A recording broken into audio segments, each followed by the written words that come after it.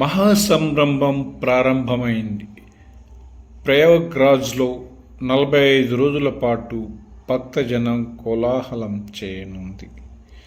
పుష్య పౌర్ణమి అయిన సోమవారం నుంచి త్రివేణి సంగమంలో పవిత్ర స్నానంతో ప్రపంచంలోనే అతిపెద్ద ఆధ్యాత్మిక వేడుక మహాకుంభమేళ ప్రారంభమైంది.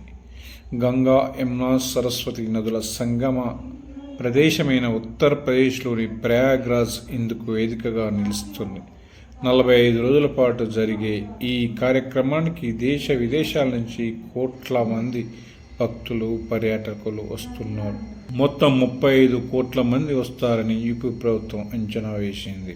దేదీప్యమానంగా ప్రయాగ్రాజ్లోని త్రివేణి సంగమం ప్రాంతం మహాకుంభమేళాను ప్రశాంతంగా భక్తులకు ఇబ్బంది కలగకుండా నిర్వహించేందుకు ఉత్తరప్రదేశ్ ప్రభుత్వం భారీ ఏర్పాట్లు చేసింది.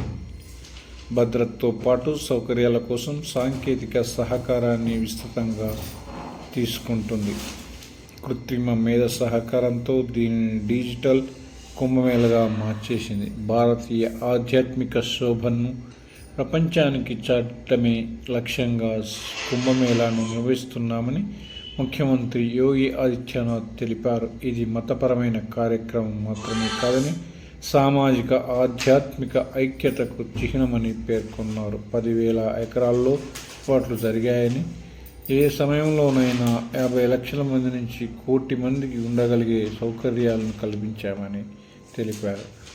భద్రత కోసం 55 పోలీస్ స్టేషన్లను ప్రభుత్వం ఏర్పాటు చేసింది. 45,000 మంది పోలీసులను మోహరించింది. సాధువులకు సంబంధించిన 13 అఖాడాలు కుంభమేళాలో భాగంగా కానున్నాయి. ఆదివారం నాటికే లక్షల మంది భక్తులు ప్రయాగరాజ్ వచ్చారు. శనివారం 25 లక్షల మంది పవిత్ర స్నానాలు చేశారు. తెలుగుతో పాటు ప్రాంతీయ, అంతర్జాతీయ భాషలను సేవలందించే కాల్ సెంటర్లను ఏర్పాటు చేశారు.